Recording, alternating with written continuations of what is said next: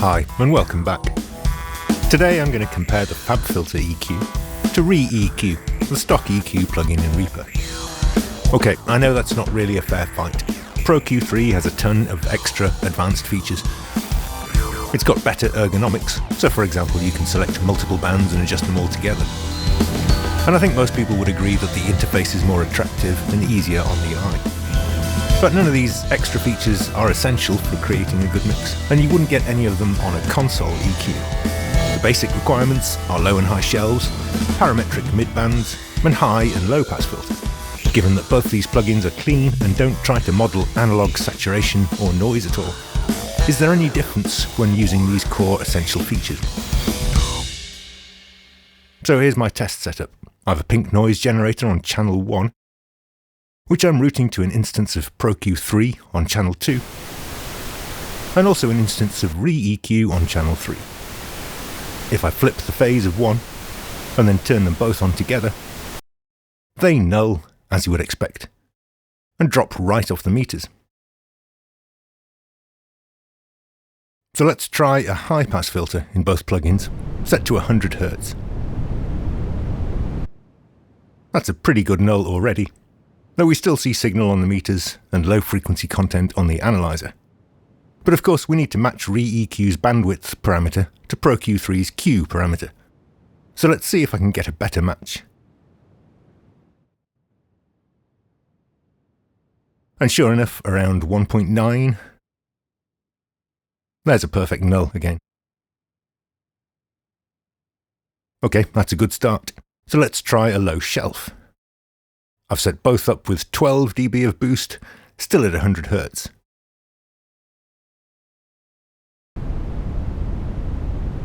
That's nowhere near a null, so let's tweak the bandwidth.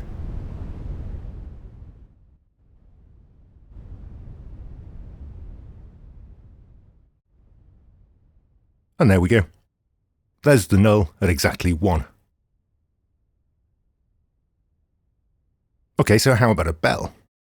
Let's start with the low frequencies. I'll stick with 100 Hz. 12 dB boost for both. And let's tweak the bandwidth.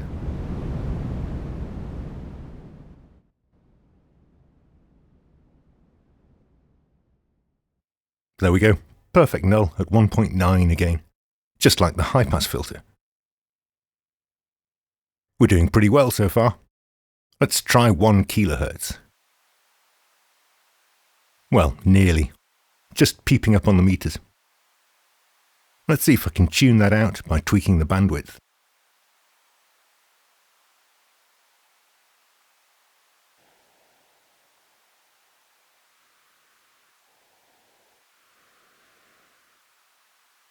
And that's the best I can do. Still, that's a pretty good null, and I doubt the difference would be audible. Okay, let's try 10 kHz. And there's quite a big difference there. Let's see if I can improve on that.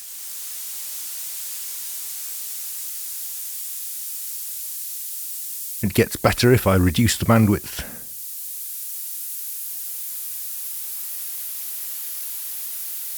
But that's too far.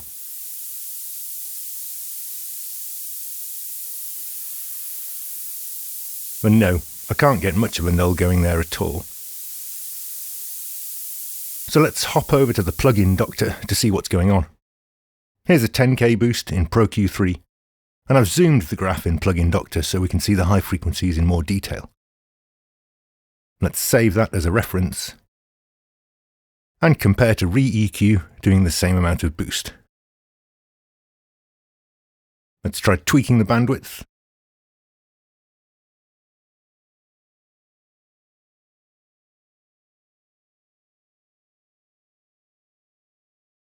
And I can get pretty close for the lower part of the curve.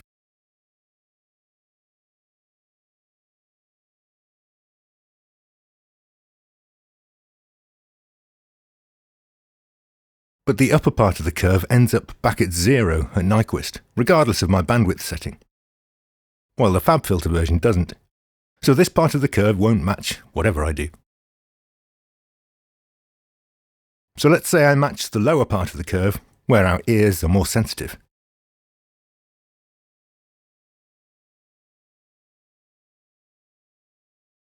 is the difference up here actually audible? The only way to tell that is to do a listening test. I'm going to use a drum kit mix, as cymbal crashes can be quite revealing.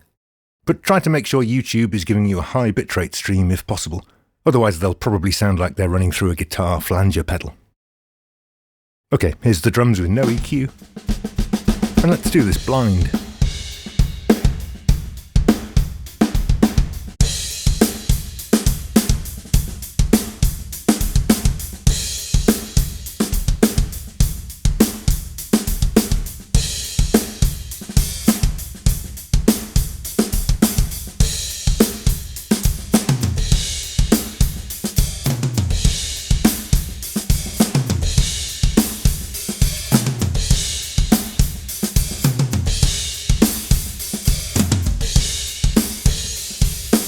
Can you hear the difference? I hear a more open, airy character to the Pro Q3 version.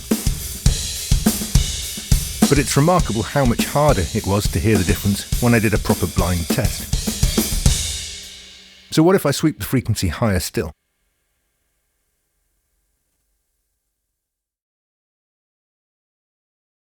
And we see that gradually it warps further and further out of shape.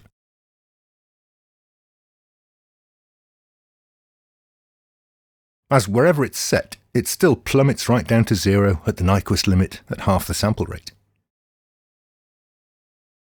Let's set it to 20 kHz and compare to Pro Q3, which hasn't cramped narrower like Re-EQ and doesn't do the dive down to zero at Nyquist. Let's go back to the pink noise test. Here's Pro Q3 boosting 20 kHz with a lovely smooth symmetrical curve. And here's Re-EQ with its ugly misshapen spike. Obviously they're not going to null. And nor do they. But what happens if I adjust the bandwidth to try to compensate for the cramping?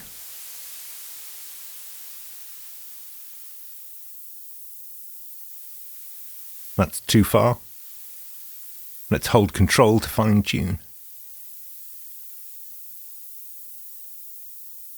And that's about as good as I can get it.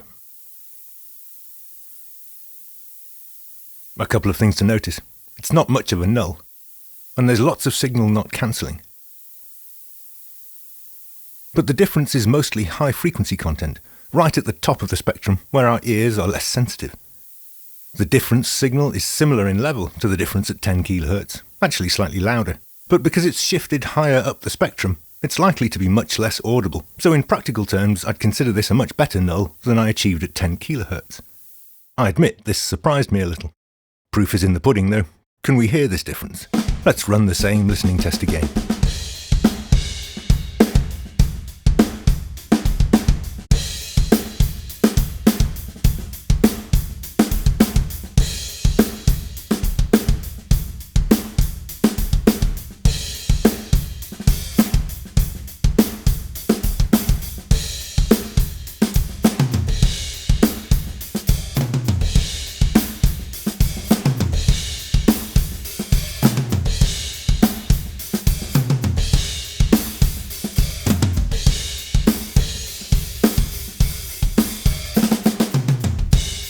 I'm not confident I could tell those apart, which isn't what I expected. I thought the 20 kHz test would be more revealing than the 10 kHz test, as the cramping gets worse the closer you get to Nyquist. But with the bandwidth compensated, the opposite is true, as the differences are now focused in the very highest frequencies that my aging ears no longer care about. But the FabFilter plugin has another trick up its sleeve, which I'll demonstrate in Plugin Doctor by switching it to show phase shift instead of frequency response. Now when I boost a low frequency, we see the phase shift happens both above and below the center frequency.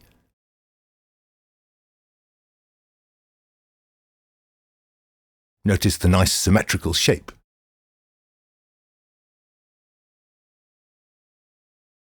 In fact, the greatest phase shift coincides with the steepest gradient on the frequency response, while the actual target frequency is at zero phase. Now if I shift this higher, notice that the phase always ends up at zero at Nyquist.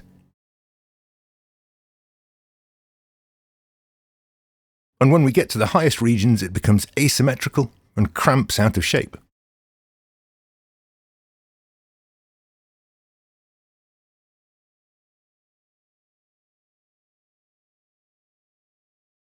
If I set it to exactly 10K, the phase should be at 0 at 10K, but it isn't. We can fix this by switching to natural phase mode. And 10K is now at 0 phase, exactly as it should be. And the phase shift is nicely symmetrical until we're well above 20 kHz, where it still inevitably has to plunge down to 0 at Nyquist.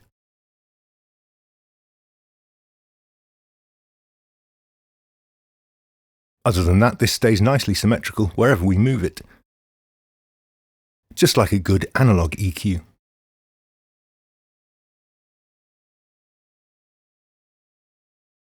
If I set it to exactly 10 kHz and compare 0 latency with natural phase,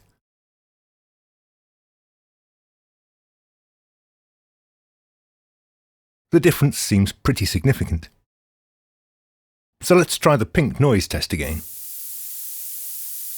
This is the best null I could get in 0 latency mode.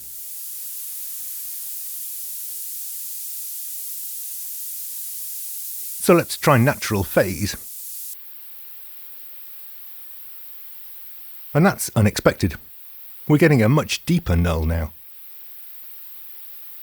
Let's try a bit lower. Or a bit higher.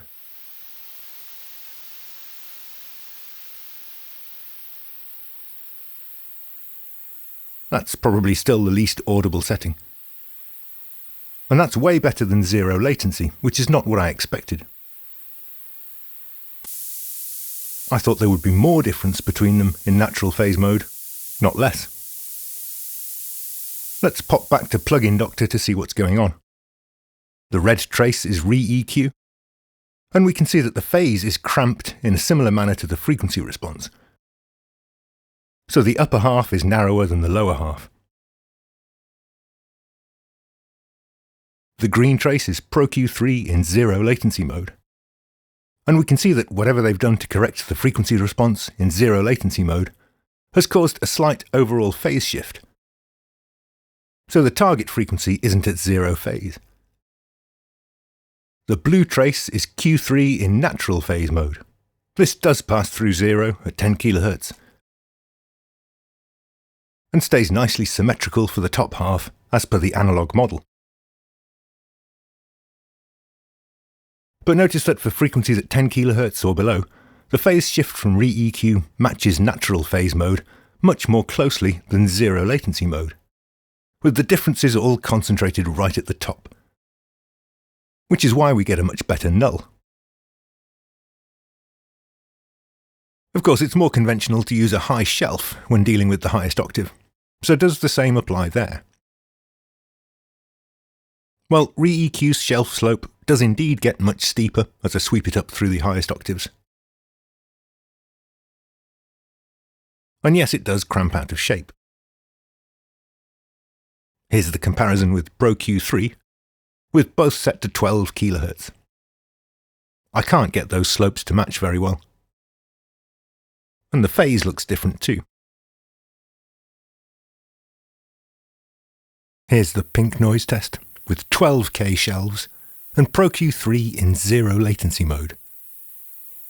And this is about the best null I can get.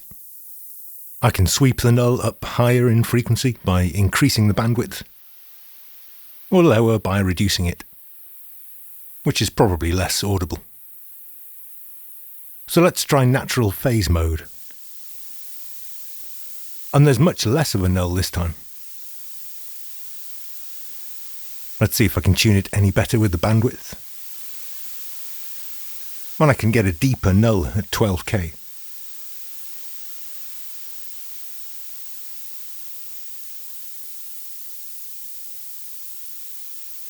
But whatever I do, this is less of a null than I achieved in 0 latency mode.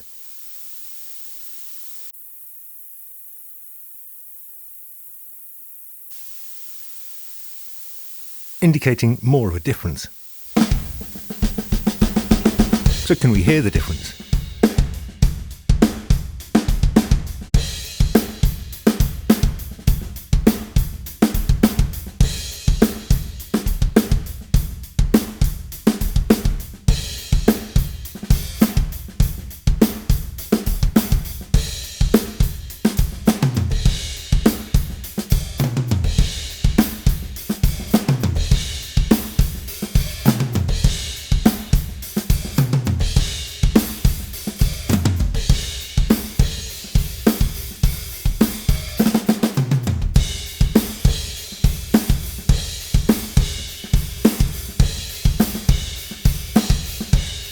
Let's just say that the difference is unlikely to cost you your Grammy. Now don't get me wrong, the FabFilter EQ is awesome, and I use it so much I load it with a hotkey. The ergonomics really do help you to get results quicker, which can sometimes mean better results too. And the advanced features really can help you create better mixes. If you can afford to buy it, go ahead, you won't regret it. But in practical terms, Re-EQ is just as clean and free of distortion. And if you stick to the 12 dB slopes in Pro Q3, the results are almost the same for most of the frequency range. The cramping at higher frequencies in Re-EQ is a real difference. This used to be quite common in digital EQs, but it's a little disappointing these days. However, I was surprised how well I could tune out the difference by compensating the bandwidth. When you're mixing, you'll set this by ear anyway, so you'll probably tune out most of the difference instinctively without even being aware of it. The difference also depends on sample rate. I've been comparing at 48 kHz, so you can expect the cramping to be marginally worse if you're working at 44.1. Conversely, if your project sample rate is 96K, all the cramping will be shifted up an octave to twice the frequency. This doesn't entirely remove the problem, but it probably makes it inaudible unless you have the ears of a dog. But if you're working at 44.1 or 48 and you're worried about the cramping, there is a solution that won't cost you any money. Head over to Tokyo Dawn Labs and download the free Slick EQ plugin. This is nicely free of cramping, both with the shelves and the bells. And even better, the phase shift is also free of cramping, just like natural phase mode in the FabFilter plugin. If you use Re-EQ for surgical duties and Slick EQ for airy, high-frequency boosts, you can be confident that your tools are not holding you back sonically, and your choice of which frequencies to cut or boost is the only thing that really matters. Okay, that's all for now. Thanks for watching.